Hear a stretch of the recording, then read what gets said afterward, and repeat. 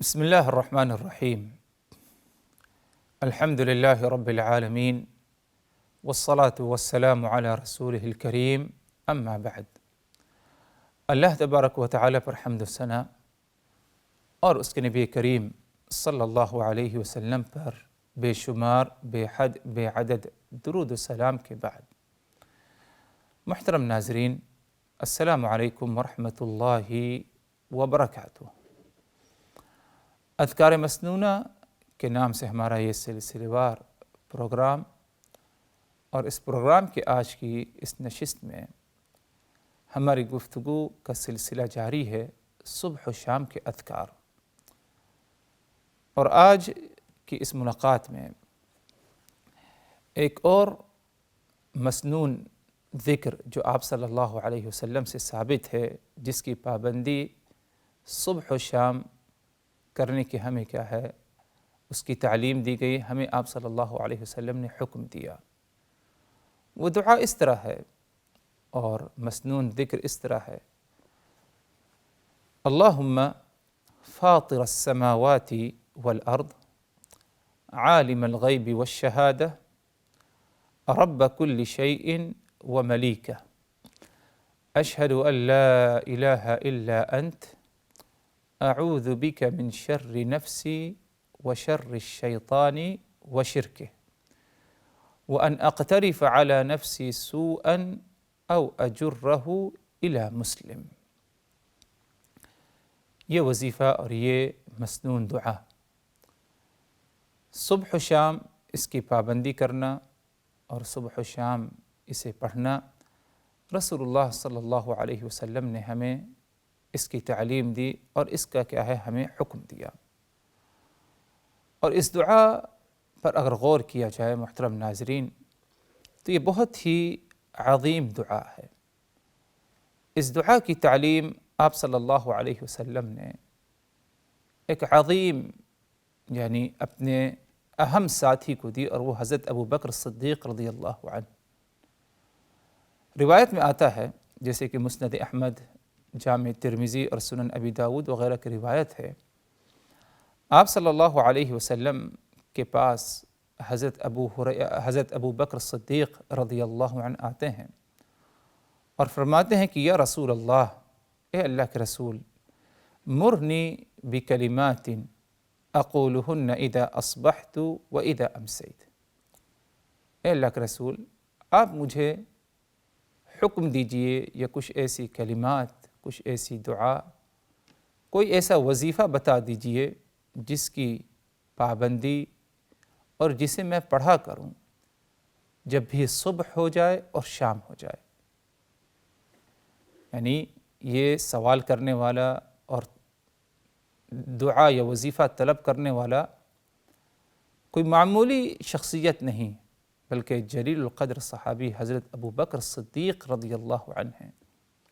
جن کا صحابہ کرام میں سب سے اونچا مقام و مرتبہ ہے۔ تو ابو بکر صدیق رضی اللہ عنہ آتے ہیں اور کہتے ہیں کہ یا رسول اللہ، اے اللہ کے رسول، مرنی بکلمات اقولہن اذا اصبحت و اذا امسیت۔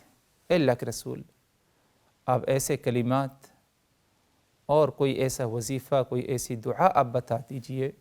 جسے میں پڑھا کروں جب بھی صبح ہو جائے اور شام ہو جائے۔ ادھر حضرت ابو بکر کا سوال کرنا اور مطالبہ کرنا اللہ کے رسول سے کہ آپ ان کی رہنمائی فرما دیں کسی دعا اور وظیفے کی طرف،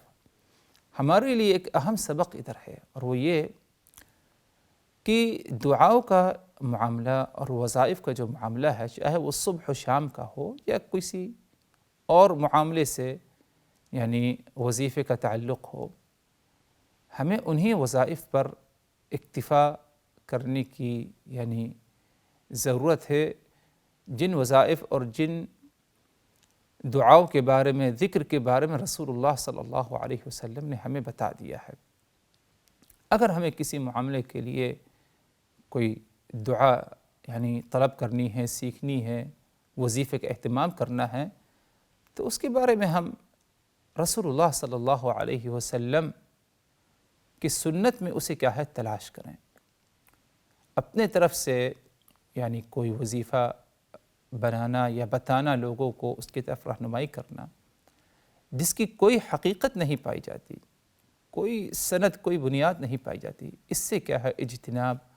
اور اس سے کیا ہے ہمیں گریز کرنے کی کیا ہے ضرورت ہے۔ آپ صلی اللہ علیہ وسلم نے ہر معاملے سے متعلق یعنی وظیفہ اور دعا کی طرف آپ نے ہماری رہنمائی فرما دی ہے۔ یعنی اگر ہم غور کریں، بیت الخلاء جانا ہے یعنی قضاء حاجت کے لیے، اس وقت ذکر کا اہتمام ہے، دعا کا، وظیفے کے بارے میں بتا دیا گیا۔ قضاء حاجت سے فراغت کے بعد، فارغ ہونے کے بعد ذکر، اس کے بارے میں آپ صلی اللہ علیہ وسلم نے ہمیں کیا ہے بتا دیا ہے۔ اگر اس قسم کے معاملات کے بارے میں بھی آپ صلی اللہ علیہ وسلم نے ہمیں بتایا تو یہ اس بات کی دلیل ہے کہ ہر معاملہ، کوئی معاملہ ایسا نہیں کہ جس کے بارے میں ہمیں آپ صلی اللہ علیہ وسلم کی سنت سے رہنمائی یا تعلیم نہ ملتی ہو، کسی ذکر یا کسی دعا یا کسی وظیفے کے بارے میں۔ تو اسی لیے آپ صلی اللہ علیہ وسلم کی جو بتائے ہوئے وظائف ہیں اور بتائی ہوئی جو دعائیں ہیں، انہی پر ہم اکتفا کریں۔ ہو سکتا ہے انسان اسے کیا ہے بعض نہیں سے اس کی کم عقلی یا چھوٹی سوچ کی بنا پر اسے کم سمجھے یا کمتر سمجھے یا معمولی سمجھے، لیکن حقیقت میں اگر دیکھا جائے اسی پر اکتفا کرنا اور اخلاص کے ساتھ اس کی پابندی کرنا، اسی میں ہمارے لیے خیر اور بھلائی ہے۔ ابو بکر صدیق رضی اللہ عنہ نے اپنی طرف سے کسی دعا کا، کسی وظیفے کا، کسی ذکر کا ایجاد نہیں کیا، بلکہ رسول اللہ صلی اللہ علیہ وسلم سے رہنمائی طلب کی، حاصل کی۔ اگرچہ آپ صلی اللہ علیہ وسلم دنیا سے رخصت ہو گئے ہیں، لیکن آپ کی سنتیں موجود ہیں، آپ سے مروی احادیث موجود ہیں، تو ہم ان سے کیا ہے یعنی رہنمائی طلب کریں اور دعاؤں کے بارے میں کیا ہے معلومات حاصل کریں۔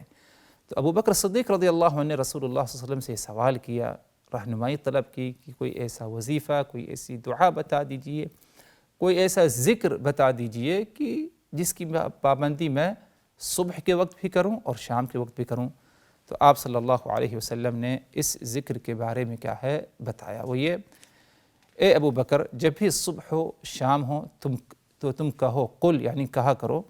اللہم فاطر السماوات والارض، اے اللہ جو فاطر السماوات والارض ہے۔ فاطر السماوات والارض یعنی ساتوں آسمان زمین کا خالق ہے، اسے وجود میں لانے والا ہے، اسے بنانے والا ہے، اور ایسے یعنی اس طرح بنانے والا ہے کہ جس کی کوئی مثال نہیں۔ اللہ نے ساتوں آسمان زمین بنایا، کیا اس کی کوئی مثل، کوئی مثال بیان کی جا سکتی ہے؟ کوئی اس کی مثال ہی نہیں، نہ پہلے تھی، نہ ابھی ہے، نہ آگے کبھی پائی جائے گی۔ تو اللہ کی ذات، اللہم فاطر السماوات والارض، اے اللہ جو فاطر السماوات والارض،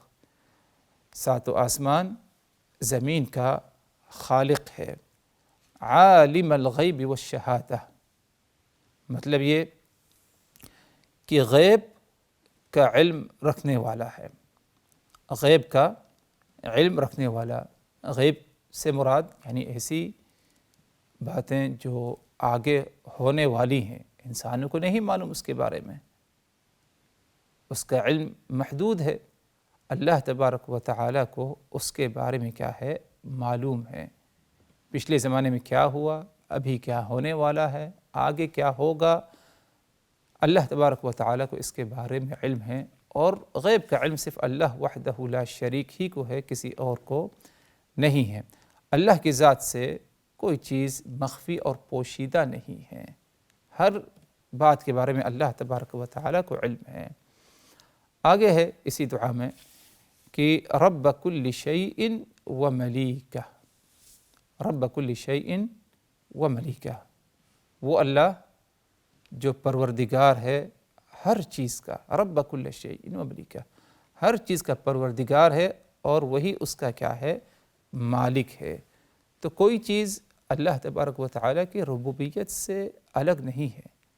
اللہ ہی کیا ہے تمام چیزوں کا کیا ہے مالک ہے، اور اللہ ہی رب العزت تمام چیزوں کا کیا ہے پروردگار ہے۔ تو ادھر گویا کہ انسان یعنی ان کلمات کے ذریعے اللہ کی تعریف بیان کر رہا ہے، اللہ کے مقام و مرتبے کا اقرار کر رہا ہے کہ اللہ کی ذات ساتوں آسمان و زمین کی بنانے والی ذات ہے، اور اسی طرح اللہ کی ذات غیب کا علم رکھنے والی ذات ہے، تمام چیزوں کا مالک اور پروردگار ہے۔ اب آگے کیا بتایا آپ صلی اللہ علیہ وسلم نے اسی دعا میں کہ اشہد ان لا الہ الا انت، اے اللہ میں اس بات کی گواہی دیتا ہوں کہ کوئی عبادت کے لائق نہیں مگر صرف تیری ہی ذات، مگر صرف تیری ہی ذات کے۔ تو ادھر گویا کہ بندہ اللہ کی حمد و ثنا، تعریف اور اللہ کے مقام و مرتبہ کا اقرار کرنے کے بعد وہ توحید کا اقرار کر رہا ہے کہ اللہ میں اس بات کا اقرار کرتا ہوں، اس بات کا اعتراف کرتا ہوں، اس بات پر یقین رکھتا ہوں، ایمان رکھتا ہوں کہ لا الہ الا انت، کہ کوئی عبادت کے لائق نہیں مگر صرف اور صرف تیری ہی ذات۔ یہ جو کلمات ہیں کہ اللہ کی حمد و ثنا، تعریف، بڑائی بیان کرنا، مقام و مرتبہ اللہ کا، اس کا اقرار کرنا، اعتراف کرنا، توحید کا اعلان کرنا، اقرار کرنا، یہ جو تمہیدی کلمات ہیں کس مقصد کے لیے؟ ایک اہم چیز کا مطالبہ اللہ تبارک و تعالی سے کرنا، ایک اہم بات کا، وہ کیا ہے؟ اعوذ بک من شر نفسی و شر الشیطان و شرکہ، اے اللہ میں تیری پناہ کا محتاج ہوں، مجھے تیری پناہ کی ضرورت ہے۔ کس چیز سے؟ من شر نفسی و شر الشیطان و شرکہ، اپنے نفس کے شر سے، اپنے نفس کے شر سے، اور اسی طرح شیطان کے بھی شر سے۔ انسان کا نفس اسے برائیوں پر کیا ہے؟ ابھارتا ہے، برائیوں پر آمادہ کرتا ہے، تو یہ نفس کا شر ہے۔ اور بہت دفعہ انسان نفس کے شر میں پڑ جاتا ہے، نفس پرستی پر میں مبتلا ہو جاتا ہے، اور جب انسان نفس پرستی پر یعنی مبتلا ہو جائے، نفس پرستی میں مبتلا ہو جائے تو وہ گمراہ ہو چکا ہے، بھٹک چکا ہے سیدھی راہ صراط مستقیم سے۔ یا اگر نفس پرستی نہیں تو شاید شیطان کے وسوسے میں اور بہکاوے میں کیا ہے؟ مبتلا ہو جائے، پڑ جائے۔ تو ادھر انسان اس دعا میں یا اس دعا کے ذریعے اللہ تبارک و تعالیٰ کی ذات اس سے مدد طلب کر رہا ہے، اس کی پناہ طلب کرتا ہے کہ اللہ تو مجھے اپنے پناہ میں رکھ۔ کس چیز سے؟ مجھے اپنے نفس کے شر سے، اور اسی طرح شیطان کے شر سے، شیطان کے شر سے بھی تو مجھے کیا ہے؟ اپنی حفاظت میں رکھ۔ اسی یعنی دعا کی تکمیل ایک دوسری روایت میں ہے، اس میں مزید اور دو چیزیں ہیں، وہ یہ وَأَنْ أَقْتَرِفَ عَلَى نَفْسِي سُوءًا أَوْ أَجُرَّهُ إِلَى مُسْلِمٍ۔ ان کلمات میں اس کا نتیجہ بتایا گیا کہ اگر انسان اپنے نفس کے شر میں مبتلا ہو جائے، شیطان کی باتوں میں پڑ جائے، مبتلا ہو جائے اس کے وسوسے میں، تو اس کا نتیجہ کیا ہوگا؟ اس نتیجے سے بھی بندہ اللہ تبارک و تعالیٰ کی پناہ طلب کرتا ہے۔ دعا میں ہے کہ وَأَنْ أَقْتَرِفَ عَلَى نَفْسِي سُوءًا أَوْ أَجُرَّهُ إِلَى مُسْلِمٍ، میں نفس پرستی یا شیطان کے وسوسے میں پڑنے کے بعد کہیں اپنے آپ کو برائی میں مبتلا کر لوں، اس سے تم ہمیں بچا، پناہ دے، یا کسی مسلمان کو کیا ہے یعنی کسی مصیبت میں ڈال دوں، اسے کیا ہے پریشان کر دوں، اس کو تکلیف پہنچا دوں۔ تو گویا کہ اس دعا کے ذریعے بندہ اللہ تبارک و تعالیٰ کی پناہ طلب کرتا ہے، اور یقیناً ہر انسان اللہ کی پناہ کا محتاج ہے۔ اگر اللہ اسے پناہ نہ دے تو اسے کوئی پناہ کام نہیں آئے گی، اور اللہ وحدہ لا شریک کی ذات اگر اپنے پناہ میں، اپنی حفاظت میں کسی کو رکھ لے تو اسے کوئی چیز نقصان نہیں پہنچا سکتی۔ تو انسان کو اپنی زندگی میں ہر وقت اس کی ضرورت ہے کہ وہ اپنے نفس کے وسوسے سے، شیطان کے وسوسے سے وہ اپنے آپ کو محفوظ رکھے، تبھی جا کر کے وہ صراط مستقیم پر، سیدھی راہ پر قائم رہ سکے گا۔ ورنہ اگر انسان اس میں لاپرواہی سے کام لے اور اس کی فکر نہ کرے کہ کس طرح جو ہے اپنے نفس کے وسوسے یا شیطان کے وسوسے سے بچے، تو انسان کیا ہے صراط مستقیم سے، سیدھی راہ سے بھٹک جاتا ہے۔ تو اس دعا کے ذریعے، جس کے بارے میں آپ صلی اللہ علیہ وسلم بتایا کہ اسے تم صبح کو پڑھو اور شام کو بھی اس کا اہتمام کرو، اور روایت میں یہ بھی آتا ہے وَإِذَا أَخَذْتَ مَضْجَعَكَ، اسی طرح جب تم رات کو اپنے بستر پر لیٹو، آرام کرنے کے لیے آؤ، سونے کے لیے آؤ، اس موقع پر بھی تم اس دعا کا اہتمام کرو۔ دعا کیا ہے کہ اللہم فاطر السماوات والارض عالم الغیب والشہادہ رب کل شیء وملیکہ اشہد ان لا الہ الا انت اعوذ بک من شر نفسی وشر الشیطان وشرکہ وان اقترف علی نفسی سوءا او اجرہ الی مسلم۔ اس دعا کا اہتمام 3 مواقع میں ہمیں کرنا ہے، 3 اوقات میں، ایک تو صبح کے وقت، دوسرا شام کے وقت، اور اسی طرح روایت میں آتا ہے کہ وَإِذَا أَخَذْتَ مَضْجَعَكَ، جب تم اپنے بستر پر آؤ رات کو سونے کے لیے، تو اس موقع پر بھی اس دعا کا اہتمام کرو، اس دعا کا اہتمام کرو۔ تو یہ 3 مواقع، 3 اوقات ایسے ہیں کہ اس وظیفے کا اور اس دعا کا ہمیں اہتمام کرنے کی ضرورت ہے۔ اور اس کے معنی مفہوم پر جیسے کہ ہم نے یعنی مختصراً اگرچہ اس کا ذکر کیا، لیکن اگر اس پر غور کریں تو خلاصہ یہ ہے کہ بندہ